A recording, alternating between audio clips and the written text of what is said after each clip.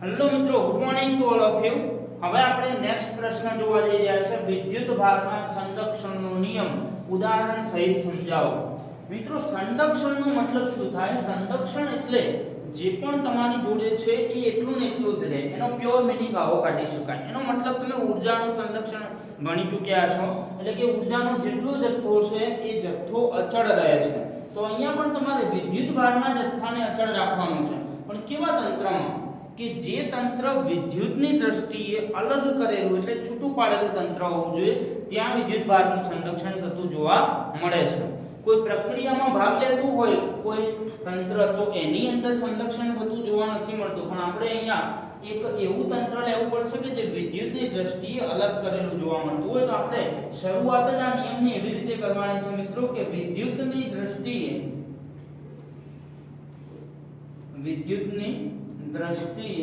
અલગ કરેલા તંત્રમાં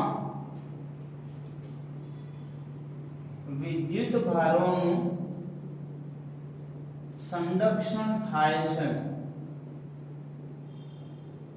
હવે આ વાક્યને મિત્રો જો આપણે સમજાવવું હોય તો કેવા બે વાક્યો દ્વારા સમજાવી શકાય? તો એ બે મુદ્દા હું લખું છું. તો એનો મતલબ કે અલગ કરેલા તંત્રમાં રહેલા કુલ વિદ્યુત ભારનું મૂલ્ય અચળ રહે છે. તો સૌપ્રથમ મૂલ્ય આપણે એવું લખી શકીએ કે અલગ કરેલા તંત્રમાં વિદ્યુત ભારનો જથ્થો અચળ રહે છે. તો પહેલું વાક્ય આપણે આ કહી શકીએ કે કુલ વિદ્યુત ભારનો જથ્થો હંમેશા કેવો રહેશે? તો આપણે લખી શકીએ વિદ્યુત ભારનો જથ્થો અચળ રહે છે મિત્રો. અને બીજું વાક્ય એવું કહી શકાય કે અચળ રાખવું હોય મિત્રો તો વિદ્યુત ભાર ઉત્પન્ન ના થવો જોઈએ કે નાશ ના પામવો જોઈએ, ફક્ત વિદ્યુત ભાર. માની લો કે આપણે બે પદાર્થો લઈએ તો એક પદાર્થ ઉપરથી બીજા પદાર્થ ઉપર અથવા બીજાથી પહેલા પદાર્થ ઉપર આવતો હોવો જોઈએ. એટલે આ તંત્રમાં રહેલા જેટલા પણ વિદ્યુત ભારિત પદાર્થ હોય એનું કુલ વિદ્યુત ભાર તો અચળ જ રહેશે. તો આપણે બીજું વાક્ય આવું બનાવી શકીએ કે વિદ્યુત ભાર ઉત્પન્ન થતો નથી કે નાશ પામતો નથી, પરંતુ શું થાય છે એ આપણે લખવાનું કે ઉત્પન્ન ના થાય કે નાશ પણ ના થાય. પરંતુ મેં તમને કીધું એમ એક પદાર્થ ઉપરથી બીજા પદાર્થ ઉપર અથવા બીજાથી પહેલા પદાર્થ ઉપર આવી શકે છે. તો લખશું પરંતુ વિદ્યુત ભાર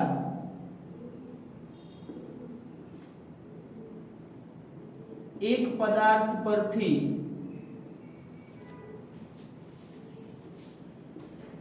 બીજા પદાર્થ પર જઈ શકે છે.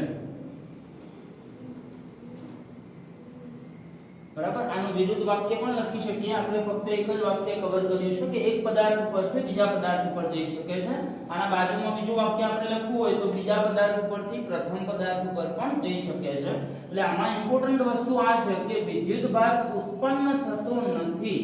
આ ખાસ આપણે ધ્યાનમાં રાખવાનું છે કે પછી નાશ પામતો નથી. આટલા આજે અંડરલાઈન કરેલા વાક્યો તો તમારે ખાસ લખવાના જ છે મિત્રો. હવે આપણે આગળ શું કહી શકીએ? તો આ જે નિયમ છે એને બીજી કેવી રીતે તમે સમજાવી શકો આગળ, એટલે સમજૂતી સ્વરૂપે આપણે કેમ કે ઉદાહરણ આપીને પણ એને વિસ્તૃતમાં સમજાવવાનો છે. તો હવે આપણે એવું કહી શકીએ મિત્રો કે જો અલગ કરેલું કોઈ તંત્ર હોય તો એમાંનો વિદ્યુત ભાર તો અચળ રહેશે.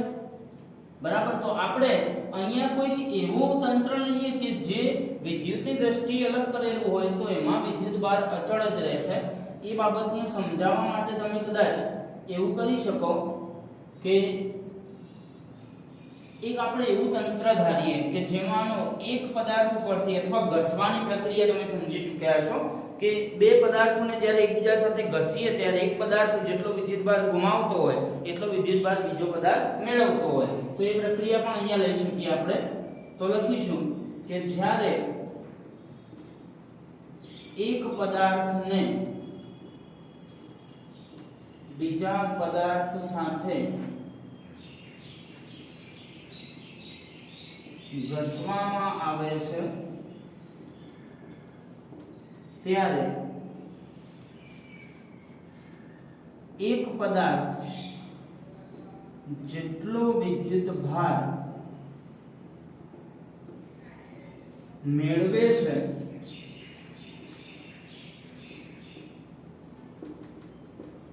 તેટલો જ વિદ્યુત ભાર બીજો પદાર્થ શું કરે છે? ગુમાવે છે. એટલે કે બીજો પદાર્થ ગુમાવે છે. એટલે અહીંયા આપણે એવું લખ્યું મિત્રો, જેટલો વિદ્યુતભાર પ્રથમ પદાર્થ મેળવે છે એટલો જ સામે બીજો પદાર્થ ગુમાવતો હશે, કેમ કે બહારથી તો કોઈ જગ્યાએ વિદ્યુતભાર આવવાનો નથી, નહીં તો આ વિદ્યુતભારનો જથ્થો બદલાઈ જશે. એટલે આપણે અહીંયા એવું લખશું કે એક વિદ્યુતભાર અને એક પદાર્થ જેટલો મેળવશે એટલો જ બીજો પદાર્થ ગુમાવશે.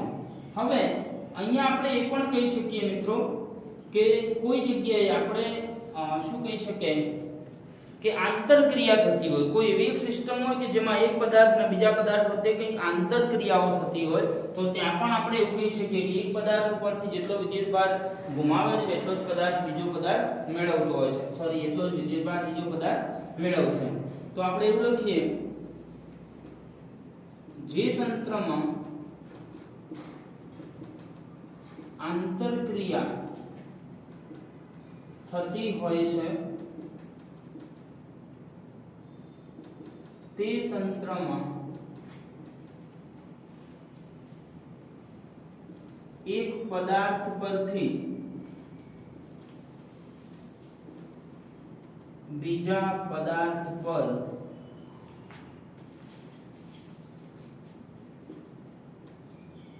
વિદ્યુતભાર જાય છે. એટલે કે ફક્ત સ્થાનાંતરિત કરશે વિદ્યુતભાર એક પદાર્થ ઉપરથી ક્યાં જશે? બીજા પદાર્થ ઉપર. હવે આ સમગ્ર પ્રક્રિયાને જો તમારે ઉદાહરણ સહિત સમજાવીએ મિત્રો, તો એક આપણે ઉદાહરણ એવું લઈ શકીએ. માની લો કે તમે એક રાસાયણિક ઉદાહરણ તમે એવું જાણો છો કે ન્યુટ્રોન જે હોય, હવે ન્યુટ્રોનમાંથી જ્યારે પ્રોટોન અને ઇલેક્ટ્રોન બનાવવા હોય એ વખતની પ્રક્રિયામાં કેવું થતું હોય છે, તો એમાં જોઈએ ન્યુટ્રોન માંથી પ્રોટોન તથા ઇલેક્ટ્રોન બનાવતી વખતે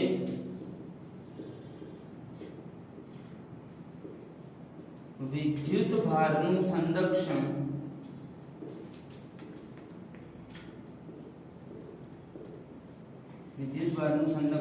નીચે મુજબ થાય છે. આ એક બેસ્ટ ઉદાહરણ આપણે લખી શકીએ મિત્રો. હવે જો ન્યુટ્રોન જ્યારે આપણે દર્શાવવો હોય ત્યારે ઉપર આપણે પરમાણુ ભારાંક લખશું, એક નીચે પરમાણુ ક્રમાંક, અને એમાંથી જ્યારે આપણે બનાવવાનું છે પ્રોટોન અને ઇલેક્ટ્રોન, તો p ના માથા ઉપર એનો વિદ્યુતભાર 1 અને એનો પરમાણુ ક્રમાંક પણ 1. હવે આપણે આ સમીકરણને બેલેન્સ કરવાનું છે, એટલે નીચે તમારા પરમાણુ ક્રમાંકનો ફાઇનલ જવાબ 0 આવવો જોઈએ. તો અહીંયાથી ઇલેક્ટ્રોન બને તો અહીંયા 1 હોય તો અહીંયા શું બનશે? -1. અને અહીંયા ઓલરેડી એક પરમાણુ ભારાંક આવી ગયો છે, એટલે ઇલેક્ટ્રોન ઉપર પરમાણુ ભારાંક કોઈ આવશે નહીં. અને આને જો ગાણિતિક રીતે તમે જુઓ છો મિત્રો, તો તમે જોઈ શકો છો કે અહીંયા આપણે z નું મૂલ્ય લખીએ છીએ, ફક્ત આમાં છે 0. z એટલે કે પરમાણુ ક્રમાંક. આગળ જોઈએ, આ 0 થવા માટે અહીંયા +1 હતો પ્રોટોન ઉપર, જ્યારે ઇલેક્ટ્રોન ઉપર -1 હતો. તો જો આ બંનેના સરવાળાથી 0 મળી ગયું. આ બાજુ 0 છે, આ બાજુ પણ 0 છે. મિત્રો આ થિયરી જે છે ને એ થિયરી પૂરતી મર્યાદિત નથી, પણ ઘણી બધી વખત આ ચેપ્ટર આમ જોવા જઈએ તો ટોટલ 6 માર્ક્સના MCQ પણ ધરાવે છે અને 2 માર્ક્સની થિયરી આવશે. તો આ થિયરીમાંથી એવા પ્રકારનો એક MCQ બનતો હોય છે. સપોઝ હું તમને એક સાદું ઉદાહરણ આપું કે અહીંયા એક હું બોક્સ લઉં છું અથવા એક અલગ કરેલું તંત્ર છે, કેમ કે MCQ પણ ખાસ આમાંથી પૂછાઈ શકે. આ એક માની લો કે અલગ કરેલું તંત્ર છે અને એમાં હું 3 પદાર્થો લઈ લઉં, પદાર્થ A, B અને C. આ પદાર્થ A હોય, આ B હોય અને આ C હોય. ફોર એક્ઝામ્પલ આપણે માની લો કે ધારી લઈએ આના ઉપર +2 કુલમ્બ જેટલો વિદ્યુતભાર છે, આના ઉપર -3 કુલમ્બ જેટલો વિદ્યુતભાર છે, અને આના ઉપર સપોઝ ધારી લઈએ કે +6 કુલમ્બ જેટલો વિદ્યુતભાર હોય. તો તમે જોઈ શકો છો કે આ આખું વિદ્યુતભારિત જે તંત્ર છે એનો કુલ વિદ્યુતભાર કેટલો થયો તો જો Q બરાબર આપણને જોવા મળે છે અહીંયા +2 તો 2 અહીંયા -3 અહીંયા +6 તો કુલ થઈ અને 6 અને 2 8 8 માંથી 3 જાય એટલે 5 કુલમ જેટલો કુલ વિદ્યુતભાર છે. હવે સપોઝ આ તંત્રને હું પકડી અને આમ હલાવું છું તો એમાં રહેલા 3 વિદ્યુતભારિત પદાર્થો એકબીજા જોડે આંતરક્રિયા કરશે. એનો મતલબ થશે કેવું કે જ્યારે આ 3 વિદ્યુતભારિત પદાર્થો એકબીજા જોડે કદાચ ઘસાય અથવા અથડાય એ વખતે વિદ્યુતભારની આપ-લે કરશે એકબીજા જોડે અને તે વખતે આ જે તંત્ર છે એ કંઈક એવા વિદ્યુતભારો સહિત દેખાશે જે પેલા 3 વિદ્યુતભારિત પદાર્થો હતા એ કે જેથી એનો સરવાળો તો કેટલો લેવો જોઈએ મિત્રો જે અહીંયા જવાબમાં મળ્યો છે એટલો જ 5 કુલમ. તો અહીંયા સપોઝ એ પદાર્થ ઉપર આપણે જે પહેલા 2 કુલમ લીધેલો એના ઉપર માની લો કે હું અહીંયા 4 કુલમ કરી દઉં છું +4 કુલમ. ક્લિયર? અહીંયા આપણે માની લો કે લખીએ છીએ -2 કુલમ. ક્લિયર? અહીંયા -3 હતો એ જગ્યાએ -2 થઈ ગયો. તો હવે મિત્રો મારે આના ઉપર કેટલો કુલમ વિદ્યુતભાર લખવો પડે તો તમને કેવી રીતે ખબર પડશે? જો હું તમને એક હિન્ટ આપું કે અહીંયા તમારી જોડે પહેલા તંત્રની અંદર કુલ વિદ્યુતભાર હતો 5 કુલમ અને અહીંયા જોવા જઈએ તો 4 અને અહીંયા છે -2 4 માંથી 2 જાય એટલે આપણી જોડે 2 કુલમ વિદ્યુતભાર વધ્યો છે. તો હવે બાકી કેટલો છે 5 કરવા માટે તો અહીંયા +3 કુલમ જેટલો વિદ્યુતભાર હશે અને જેથી અહીંયા પણ તમે ફરીથી q' જો મેળવવા જાઓ તો +4 -2 અને +3 4 ને 3 7 માંથી 2 જાય તો 5 કુલમ વિદ્યુતભાર મિત્રો મળી ગયો છે. જો આ પ્રકારનો MCQ તમને પૂછાઈ શકે તો ખાસ આ MCQ માટે પણ ટોપિક ઇમ્પોર્ટન્ટ છે.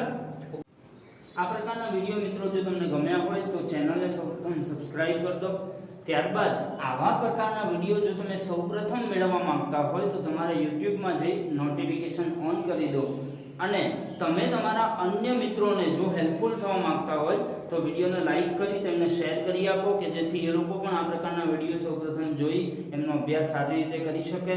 જો તમને આ કન્ટેન્ટની અંદર અથવા કોઈક અન્ય MCQ માં અથવા કંઈ પણ જગ્યાએ તમને તકલીફ જણાતી હોય તો તમે YouTube ચેનલમાં કમેન્ટ કરી શકો છો અથવા અહીંયા જણાવેલા WhatsApp નંબર પર મેસેજ કરી શકો છો. Thank you.